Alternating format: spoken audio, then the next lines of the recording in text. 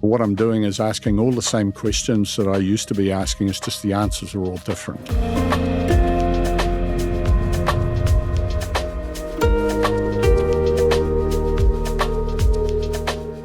Welcome to the Regeneration Will Be Funded. This is a show about regenerative finance, exploring pathways to a life-affirming economy. I'm your host, Matthew Monahan, and today's guest is my friend, Bill Kermode. Bill has been the CEO of Next Foundation, a philanthropic fund in New Zealand that just finished spending down $100 million over 10 years, thanks to the generosity of Neil and Annette Plowman and the team at Next. Bill shares in this conversation valuable lessons learned from the experience and about the impressive results Next Foundation was able to achieve. Not only did Bill have this bold mandate to spend down $100 million over 10 years, but he was also tasked with finding $10 in additional matching funds for every $1 that Next Foundation invested. So Bill has sat in multiple positions around the table, often interfacing with government and additional funding partners, and this is atop his previously successful career in private equity investing. Lucky for us, Bill is not stopping there, as he's the founding chief executive of the Center for Strategic Philanthropy, a new initiative in New Zealand designed to catalyze more donors and foundations and be more effective in their giving journeys. So whether you're a funder, nonprofit, donor, or simply interested in these topics, I think you'll enjoy this candid and transparent conversation with one of New Zealand's great philanthropic leaders who's been providing multi-year catalytic funding at scale. I've been privileged to collaborate with Bill and sit on a couple boards together, and I feel like I'm always learning from our interactions. So it's a great pleasure to bring you this discussion with Bill Kermode. Thanks for doing this, Bill. Pleasure. Thanks for having me. So you just wrapped up 10 years as the chief executive of Next Foundation. Would love to hear about that journey. It was a 10-year journey, and that was the way it was set up. The trustees of Neil and Annette's family, Neil and Annette Plowman, this wonderful couple who had been doing things philanthropically for decades already, for many, many years doing them anonymously without their name, and then subsequently with their name associated with them, but with a very low profile, had invested well and were really focused on how they could make a difference with what they were doing. And with their philanthropic activity, we're asking the question of the trustees and of themselves, is what we are doing the most impactful work that we could be doing? They weren't unhappy with what they were doing, but they couldn't answer that question. And so they came to deciding that they would set up a foundation, have a public profile, but it would be a 10-year spend-down foundation. And underpinning that was a couple of things. One, that they had investment returns which were generating more money than they could give away. They had an end game in terms of what they wanted to do, and they wanted to know that they were making a difference. So Next Foundation was set up as their answer in terms of doing that. I wasn't involved in any of those conversations. It was my good fortune to be hanging around at the time, and they were in a career in private company investment. And luckily for me, the trustees were thinking about those sort of skills and that sort of approach as being the one that they wanted to bring to their giving in Next. And so I got the opportunity to come in and lead that work from early on and from pretty much the beginning, the ground up. I had the good sense to realize that in middle age, you don't get the opportunity to join a startup with pretty much a clean sheet of paper that is fully funded. That opportunity doesn't come along very often. So it was my good fortune to be able to join. Yeah. What was the endowment size and the focus areas of Next? Yeah, so Neil and Annette and the trustees gifted $100 million, New Zealand dollars, to be committed to be given out in that 10 years. And now at the end of those 10 years, the bulk of that money has gone out. Some of it is not gone out yet, but is committed to be given out to some of the projects over the next 2 or 3 years. Mm-hmm. And the focus that was set at the beginning was around environment and education. And part of my role was to help narrow the focus within each of those areas. It was always recognized that we needed to have a focus within each of those spaces. And it was also a framework whereby it wasn't about making 150 different gifts.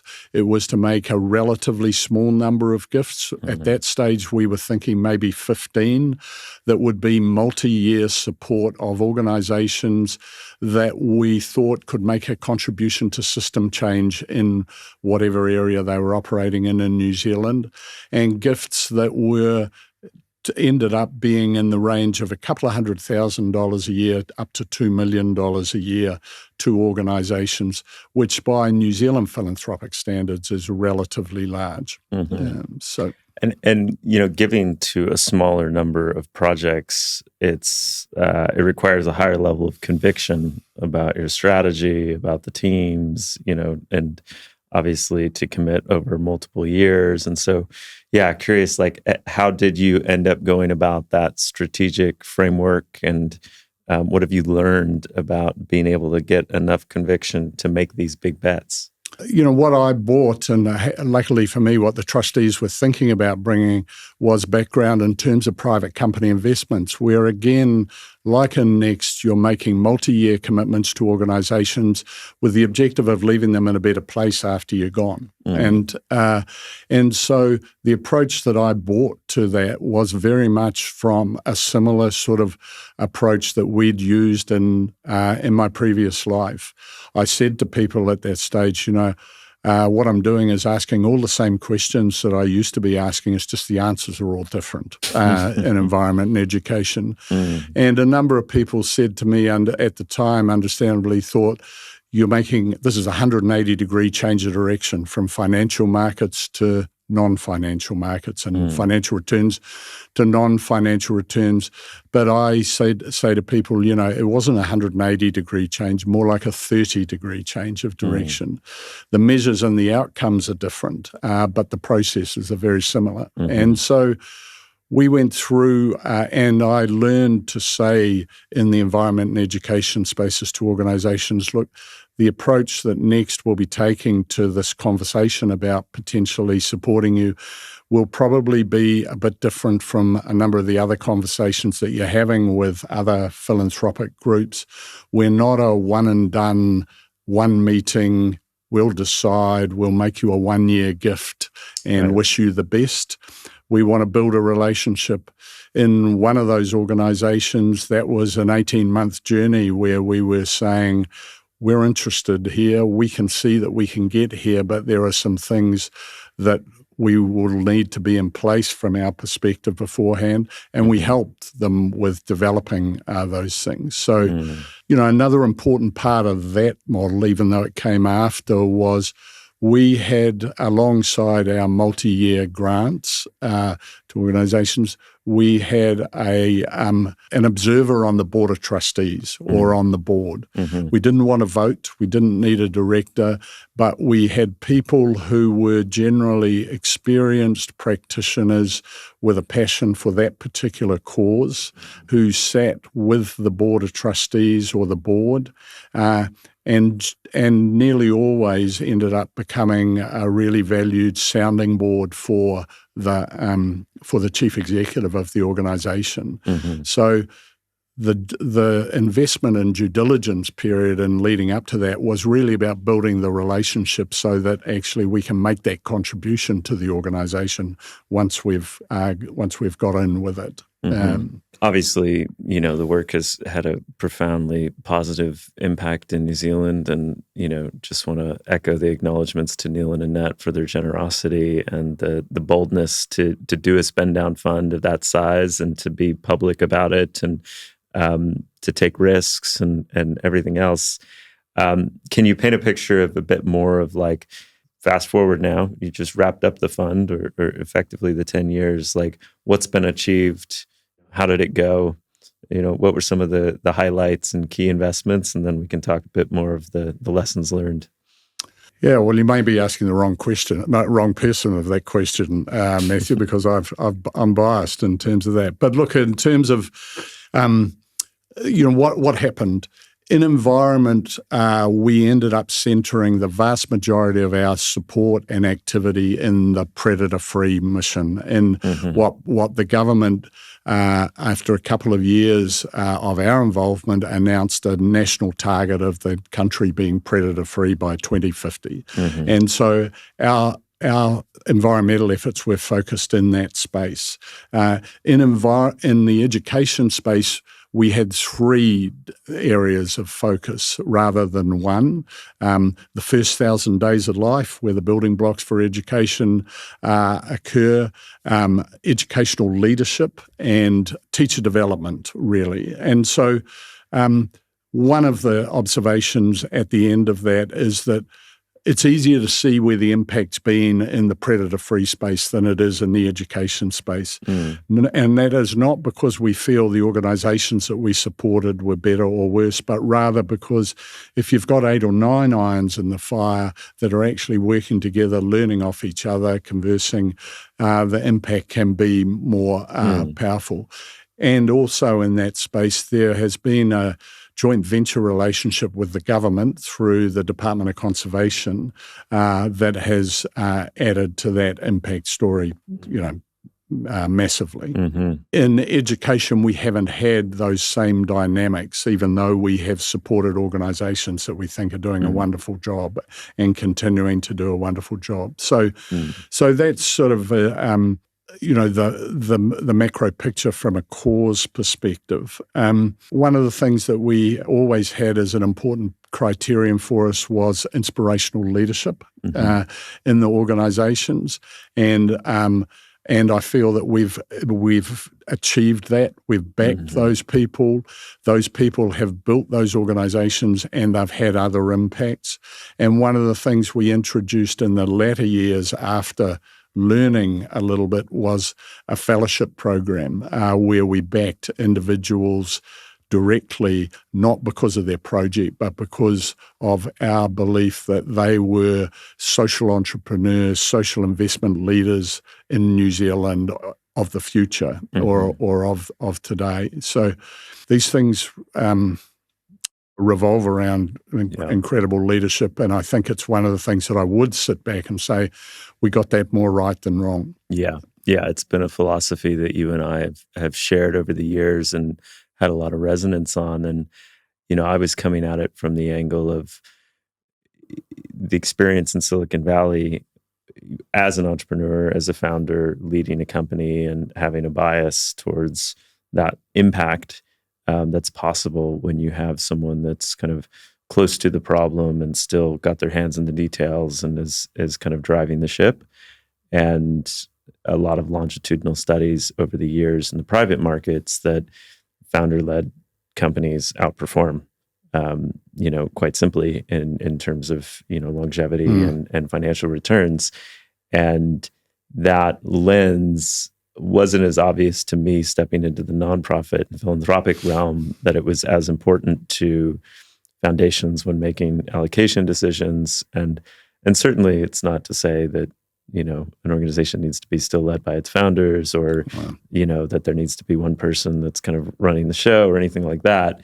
It's just to say that when you do find exceptional leadership, the return on value can be extraordinary, and these individuals are out there and they need support. And so, how do we back them? And it creates a scalability effect because they can cover so much surface area, and compound things. And so as a funder, rather than needing to set, all the different nuanced direction around strategy and operational decisions and so forth, it's much easier to partner with great leaders and then say, okay, how do I help? Yeah. Yeah, look, I'm building on that, Matthew. That word inspirational, it's not just there in our mind as a bit of a marketing term. Mm-hmm. It's inspirational leadership is important because all of the issues and the challenges that these people and organisations are working with, are wicked problems. They're complex. Right. They're difficult. No one organisation, no one person can actually solve them. Mm-hmm. But organisations that are making ground and leading and that have got inspirational leadership that will be a catalyst and an inspiration for others to join the journey. Mm-hmm. That's the way system change can happen. So I think that's important. So you talked about the success of the predator-free vision here in New Zealand, and for those who might be overseas and don't have as much context, New Zealand was a country of birds. We didn't have any mammals really, other than a bat here on these islands.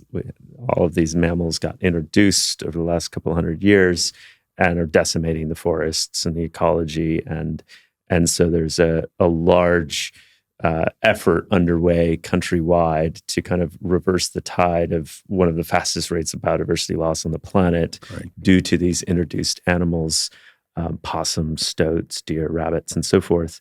And really what you all helped catalyze at Next Foundation was kind of a crisp vision that everyone could get behind, and it's now something that's been very widely adopted within the country. But importantly, it seems that you helped to kind of align funding flows across sector. So now you have kind of government allocation, private sector allocation, and nonprofit allocation kind of imperfectly, starting to kind of cohere in a bit of a shared vision and set of goals. And so is that part of what you were trying to do in terms of create sustainability of these initiatives, even though you were a spend down fund, to ensure that they had longevity of capital?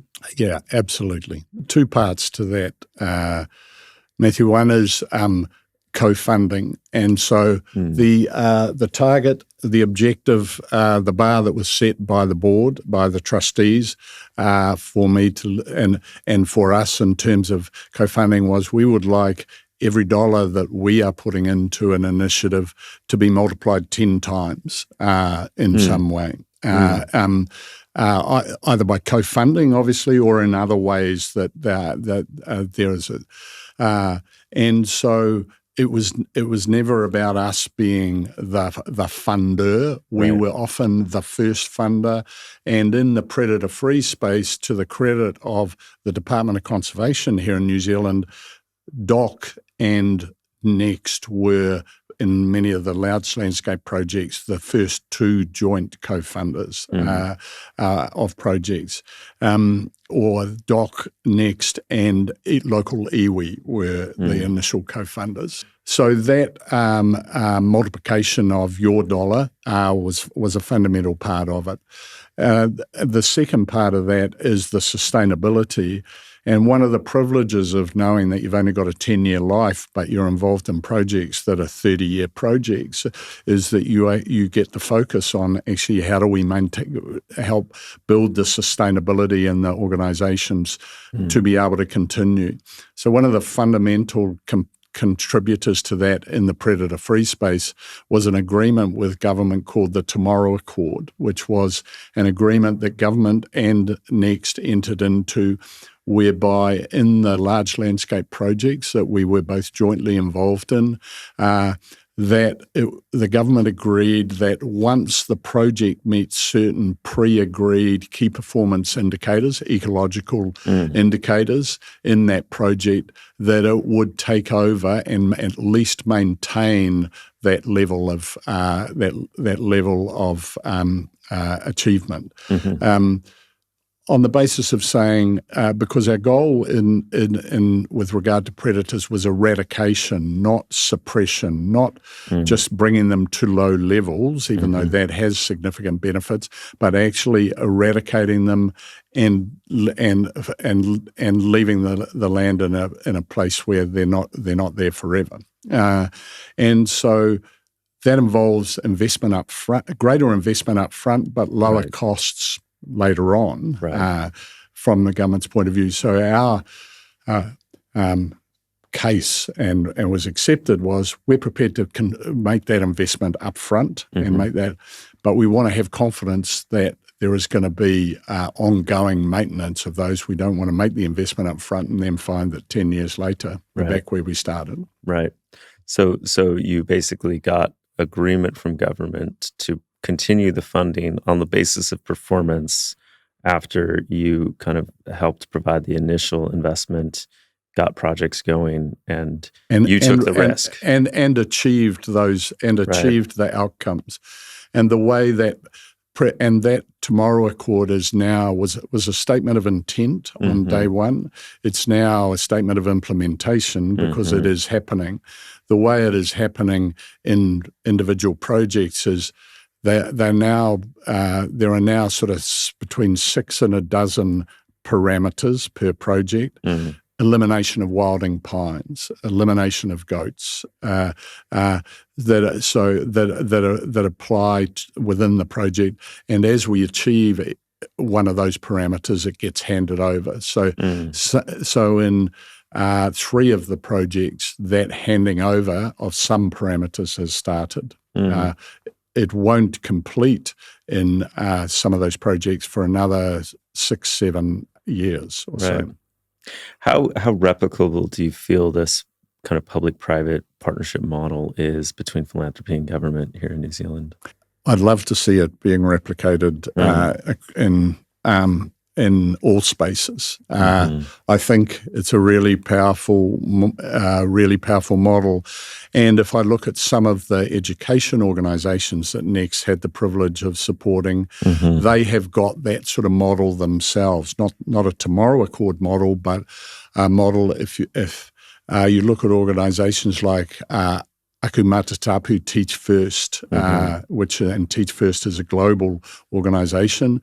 And in New Zealand, essentially, it is an independent, non-government organisation that is running a teacher training program, a niche teacher training program in which the government is an integral partner in terms of that. So, and a really powerful example of teacher training in New Zealand. So I think you could look across any sector and find examples where that can work if there is the will and the capability on both sides. And that's the challenge. And what did you learn about working with government in that context? Lots. Care to share some lessons or bruises? The thing about work, what do we learn about working with government? At the end of the day, just as we talked about powerful individuals before, you need powerful leaders within the government organisation to actually make things happen. It's a necessary but not sufficient requirement, but it is a requirement. It won't happen otherwise because by nature you're talking about something that's probably different from the day-to-day activity. So that is one. A second lesson is you need to keep telling the same message again and again and again because people are changing, situations are changing, the focus for the government organisations are changing probably more than they are for your organisation. So persistence, repetition, and so on is part. Another learning, timing's everything. Another reason to keep going back because there are times when things will happen in the government cycle. In New Zealand, we're, as you know, relatively handicapped by the fact that we've got only a 3-year election cycle. It's too short. And so that means that opportunity for significant change for government really sits only in the first half of that 3-year cycle. Right. And another lesson, which is not a particularly helpful one, probably is you need luck. And I can think of one great example which was not an organisation that we supported directly, but it did involve a Next Fellow.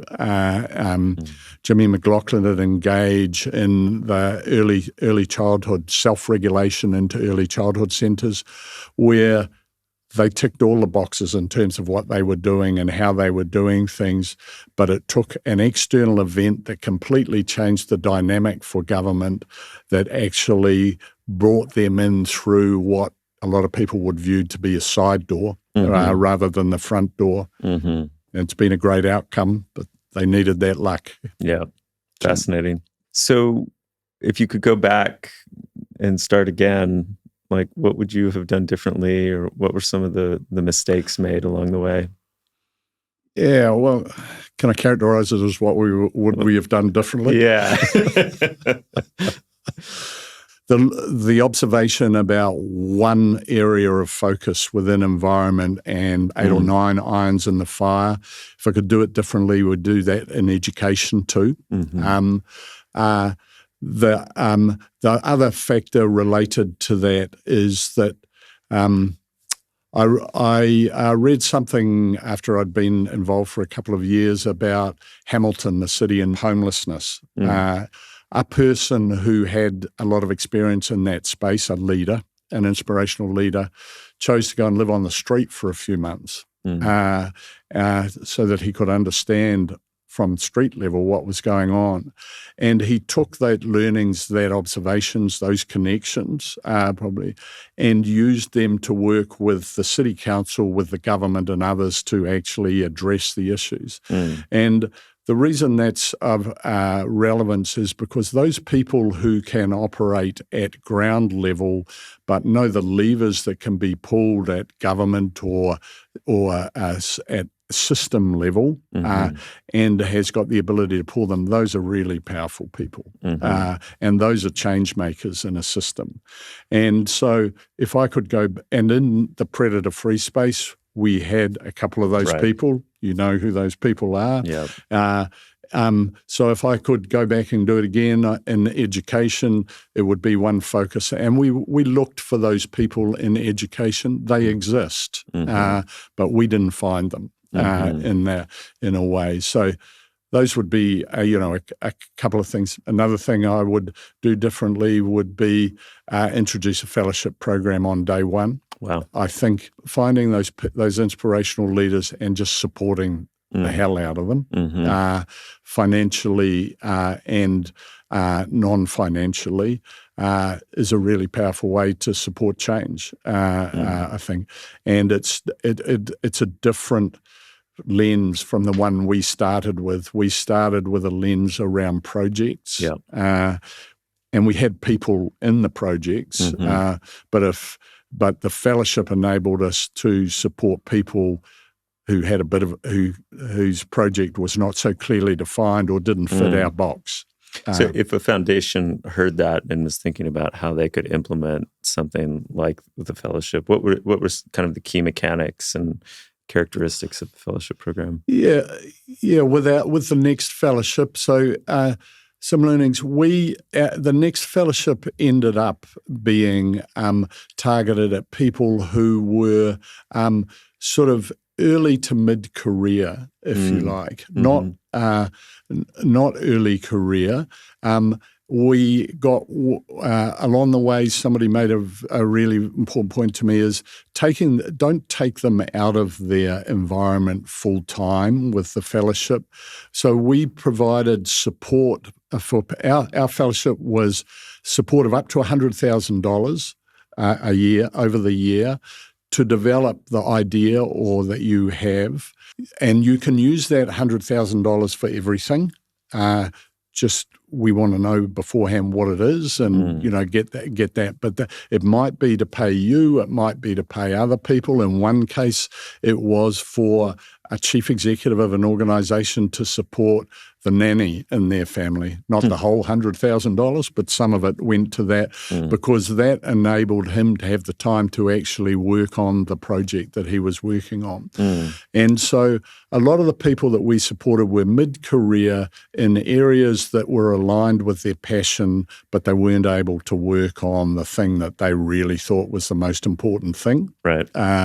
And the fellowship gave them the space and the time and the support to be able to develop that idea. One of the consequences of that was that a number of them ended up realigning their employment position. In some cases leaving, in some cases going and doing other things. In one case, ending up still working for the same organization, but in a contracting role and working on the stuff that she really could make a difference in. So that was the way we developed our fellowship, because I guess we recognized that those people we thought were real potential change makers, and we had criteria around actually them being lifelong change makers in New Zealand. That we chose people who we believed really this was their life's work. In doing that. And I understand you brought the fellows together on occasion? Yep. Yeah, very much so. So brought them together on multiple occasions, all of them as a group, or around those who are in a common cause area. And I think they would say that support network that was created, that was led by Jan Hania, and with the support of a couple of other people, was really a fundamentally important part of the fellowship. Having the financial support and the financial freedom, if you like, definitely helped, but that non-financial support was really the thing that made it special for them. Cool. So were there any other key learnings that came from the experience at Next? Yeah, look, things that I think were important was multi-year support rather than 1 year support is many levels better from the organization's point of view. And that doesn't have to be open-ended on day one, but the way we did it was, in principle, we're here. We're going to check in annually or, at some stage in terms of still being on target in terms of things. But the reason we're doing that is to make sure that we're aligned, not because we're looking to catch you on the hook. And happily, we never had to change that view. So that multi-year support is really important. I think a second thing is that the combination, the 1 + 1 = 3, is multi-year support combined with the non-financial aspects that you can bring. They might be networks, they might be credibility, they might be expertise, they might be connections with other organizations, but and this doesn't just apply to philanthropic organizations, this applies to individuals. If you are thinking about doing something in an area that you have that is important to you as a cause, and find an organization or people, then giving them in principle financial support and combining that with your expertise, reputation, network, whatever it is you can bring to the table, that's a really powerful combination to bring. So other things, the philanthropic space or place is a really powerful place to come from, in the sense of bringing together organizations, people from multiple different sectors, networks, and so on, and to bring people into the room, metaphorically speaking, where they can leave their baggage at the door, or it may not be baggage. It may be just their reputation, where they come from. Government can't come into the room without actually bringing a whole lot of stuff into the room. Yep.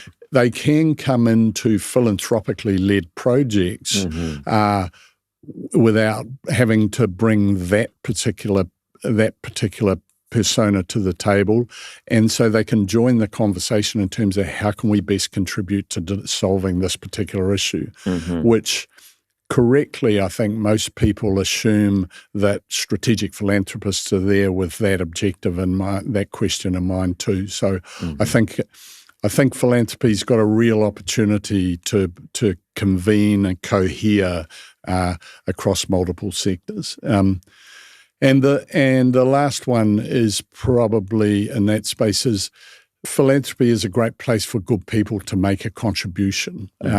So we had a number of outstanding people who came and joined initiatives that we were supporting or things that we were doing, often on a pro bono basis, often giving enormous time, expertise, and reputation to topics, because they believed in the cause and they believed that this was a good vehicle for doing it. And that's something that Next had the privilege of being able to tap into, which delivered much better outcomes, across the board, really, and delivered great outcomes for those individuals because they were able to make a difference in an area that had purpose for them. So. Well, it's been amazing to see the journey. Just much respect and acknowledgments to you for the work. Next Foundation has been the most influential foundation that we've looked to as an exemplar and inspiration in not only the New Zealand ecosystem, but I think, globally speaking, not just because of the focus areas being highly resonant in terms of, really centering the environment, but also because of how thoughtful you've been around what is the role of philanthropy vis-a-vis other pools of capital and partnerships, and how do we piece this together as an ecosystem and set a strategy that recognizes where we sit and where we're most appropriately sitting at any given time, which I guess dovetails to this next chapter. You certainly didn't take much of a pause between things and have jumped right into founding and being the establishment chief executive for the Center for Strategic Philanthropy here in New Zealand. So would love to hear more. What is CSP? Yeah, well, look, CSP, the Center for Strategic Philanthropy, is something that very much evolved at Next and evolved from Next, and really, if you go back to where Next and the trustees started, they had interest in environment and education, but always there was an interest in what we called strategic philanthropy being progressed and taken forward in New Zealand. That was, and we weren't as explicit about that objective, and certainly from a personal point of view, because I said, actually, I need to find out what it is first before we go starting to talk to other people about it. And we did it through Next 10 years reactively. If people came and asked how we were doing things, what we were doing, why we were doing, we shared fully. So we were certainly doing it reactively, but the centre is about doing that more intentionally for people. And so the centre is a place for people or organisations who want to do their giving in a strategic or a business-like way. It's a place for them to meet. It's a place for them to share. It's a place for them to learn, and it's a place for them to find opportunities to act if that's what they choose. Because our observation was that there are a lot of people, and in our networks, often business people, because that was the network that we have, who have no doubt about their will and intention to make a difference and give to a cause in a certain area, but are not able to find the connections and have the conversations that enable them to get sufficient confidence to be able to go and do that.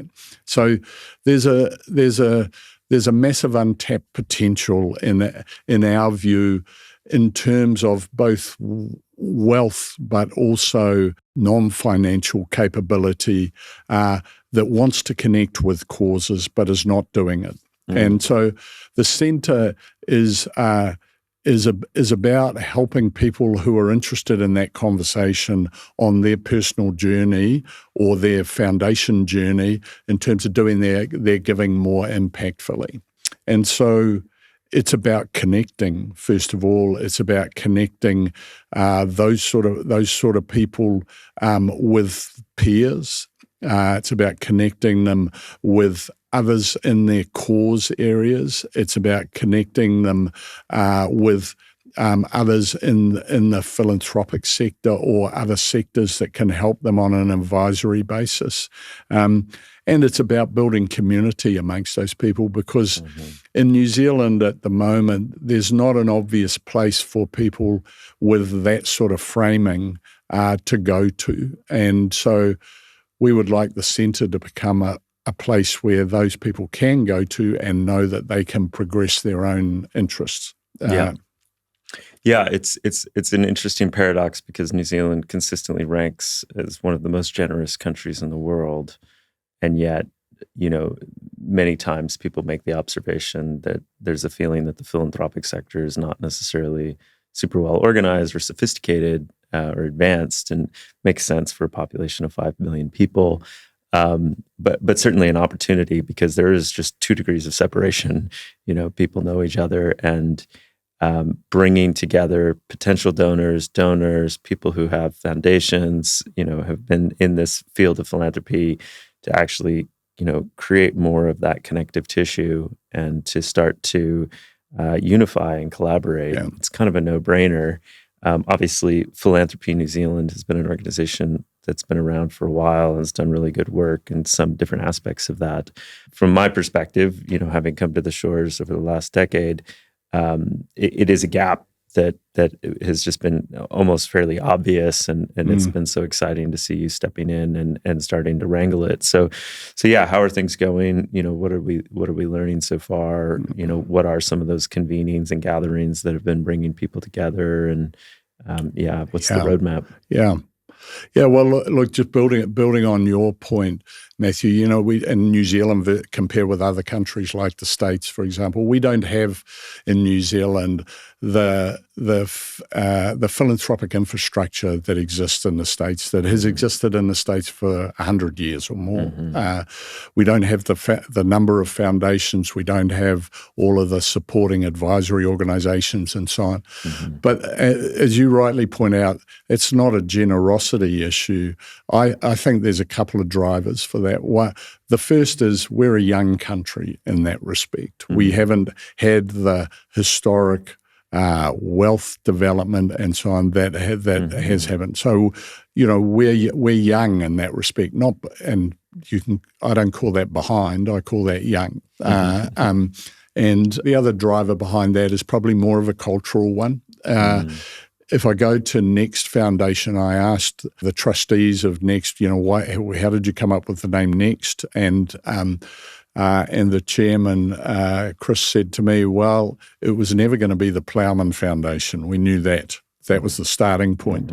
And so there are cultural differences that exist here which make maybe development of things like the centre a little more, a little different, in terms of doing. So I think that the fact that that gap exists is just part of the journey, part of the opportunity.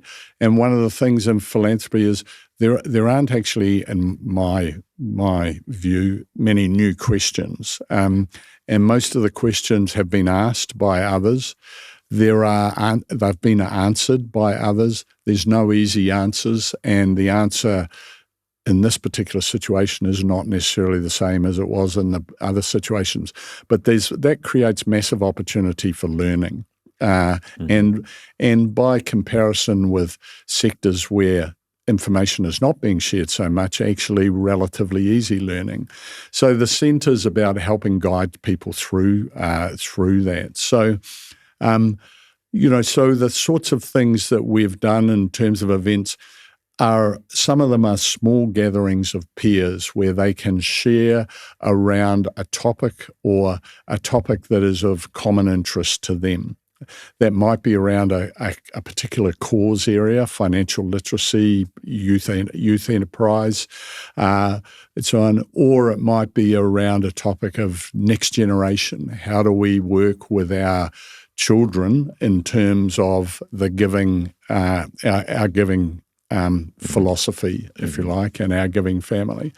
So those smaller peer groups, trusted peer group settings, is one of the contributions it can have.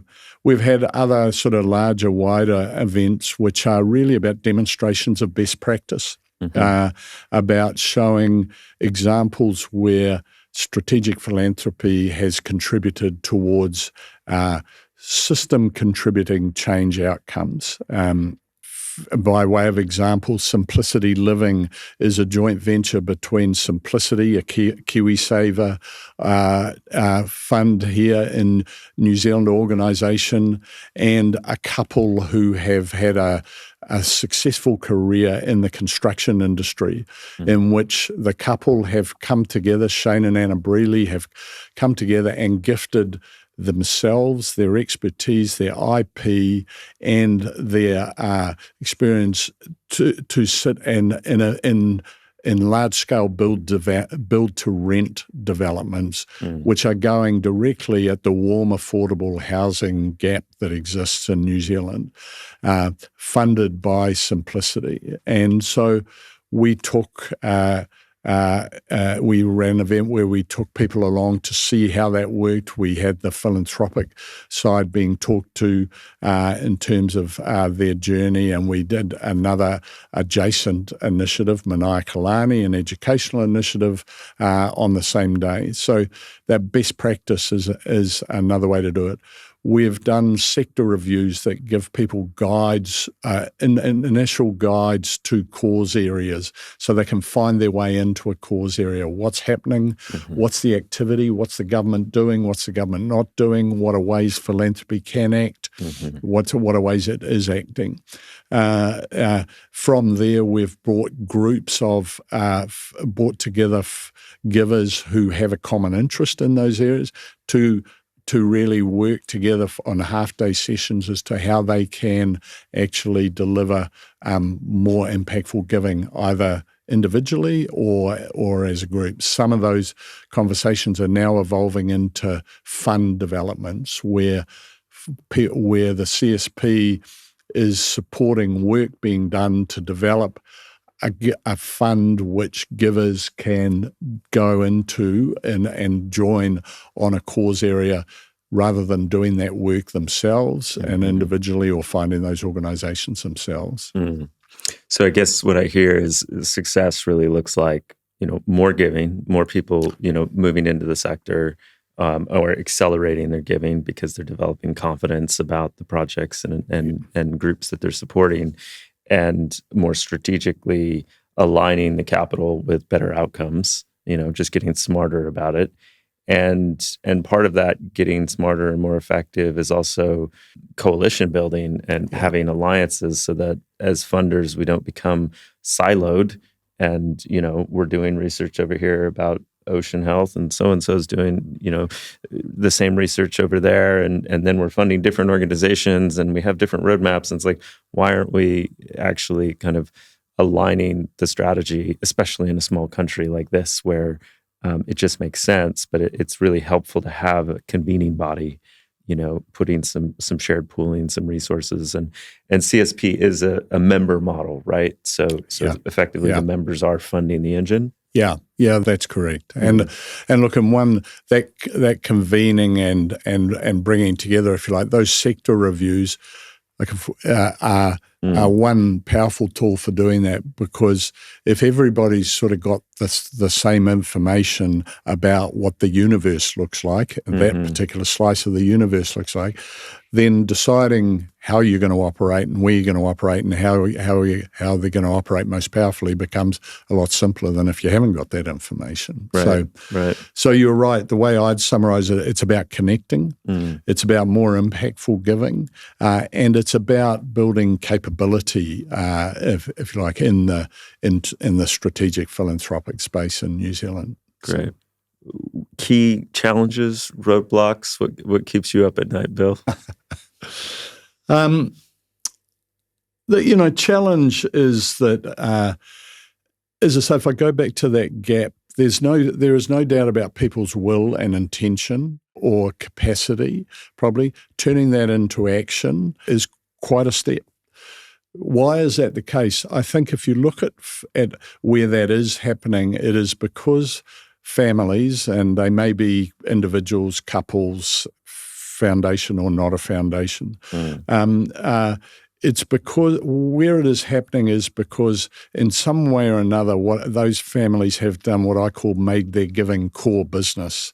If you like, Neil and Annette Plowman made a decision that we're going to make giving core business for our family. They went out and formed Next Foundation. They invested in people to do that. You have done that at Biome and at Mangaroa Farms in terms of giving being very clearly core business for your family. For a lot of families, for a lot of givers, if it doesn't reach that level, then none of those sort of people wake up in the morning thinking, what am I going to do today? They've got half a dozen things that they could do, all of which are good options. Right. And more impactful giving is one of the six. And so getting the headspace and finding a way to actually do the work that is required to get the confidence to be able to do the giving to the level that's the box that we're trying to unlock. Really. Yeah. And to me, it can be so much more exciting and rewarding than even anything I experienced in the private sector and entrepreneurially, because you're dealing with a lot of the same patterns and challenges, but you could just see the value creation is so significant, and you get to tackle wicked problems facing our world and future generations. So it's immensely rewarding, but it does require that onboarding that shifts the perspective and mentors and models and people to actually look to and learn from, and it's a journey. It involves in a good use of the word, it involves doing some work, and so you don't have to be the one who does the work, but you need to find a way to get that work done. Right. That's really where the CSP is sitting there saying, look, we want to help you get that work done. We can do some of it, but more importantly is that we help you find a way to get it done. And part of that is just by making making good connections with people who might have done the work already. So how do people get involved? How do they join the next event or become a member or just try it out? Like what's the method of next steps? Yeah. So the website is a place to have a look at what's going on, cspnz.org.nz, and within the website, we talk to some of the events and some of the things that are going on. So that's one place to school. Within the website, there is a partners portal where we go into much more depth in terms of what's going on and really sitting inside the organisation for the partners and actively work to connect up with partners. There are contacts there in terms of events. We run those events on a regular basis and some of them for partners only, some of them wider events, some of them smaller, some of them larger. And really that through the website, that contact can be made with any one of us. And how does it happen generally? Normally over a cup of coffee and a conversation about what's important to you. Business gets done in New Zealand. That's right. It's not the fact is that giving is both strategic giving it's a head thing, but it's also a heart thing. And so and the mix of head and heart for people is not always the same. Some people, it's mostly head. Some people, it's mostly heart, and that's all good. But so the conversations that we're having are really about understanding what's important to you, what will help you in your journey, and how can we connect you up in terms of doing that. So it's not a cookie cutter thing. We're not thinking that there are thousands of families that the centre is going to work with, but we are thinking that those much smaller number of families that we work with can really make a significant difference to New Zealand, because it's 5 million people. So it's the size of a city in the States. Yeah. Absolutely. And I'll give a plug. I know we haven't finalized our details and dates, but we're looking to host another one of those upcoming events here at Mongaroa Farms. So if you're listening to this, maybe here in New Zealand, you get a chance to come out to the farm as well. That's right. In November, November this year, Matthew. Yeah, November. And you're keeping me accountable to the dates. We'll continue the conversation. And you have already hosted one early on in the CSP's life, which was a wonderful event where we brought together, I think, more than 50 people really were there from a wide range of different backgrounds. And one of the value propositions from that for people was they said, look, just meeting some of the people that were in the room or in the marquee there was of enormous value to us. And that's one of the things that these things can do. Yeah, Bring your gumboots. Any final messages or words you want to share, Bill? Really appreciate the time. What givers can get often, as the face of Next Foundation, the face of Neil and Annette's generosity, I was the beneficiary of a lot of thanks from organisations. The thing I always said to them, because it was what is there for me, is it was a privilege to be involved in the giving side of things. Is both a privilege, but it's also enormously rewarding. And the word strategic philanthropy is really code for doing that in a way that delivers a purpose that's important to you, in a way that's powerful. So, my message is actually the reward for the giver is really the big reward, the big prize in all of this. And if you've got the opportunity or the potential to do that, then it's worth doing a bit of the work or giving the time to do it, because it'll make a massive difference in the world, but it'll also make a massive difference for you personally. Bill Kermode, thank you so much. Thank you, Matthew. All right, how did you enjoy that discussion with Bill? Leave us a comment below. To learn more about Next Foundation, just go to nextfoundation.org.nz. And for Center for Strategic Philanthropy, just go to CSPNZ.org.nz. Links are in the show notes. You might also like the discussion we had with Jan Hania, who worked with Bill and has been a collaborator on Biome Trust. And also Cheryl Spain from the Gift Trust, another terrific group in the New Zealand giving community. All of our conversations are available at maearth.com. Thanks for being on this journey with us as we seek to elevate voices in the regenerative economy. I'll see you next time.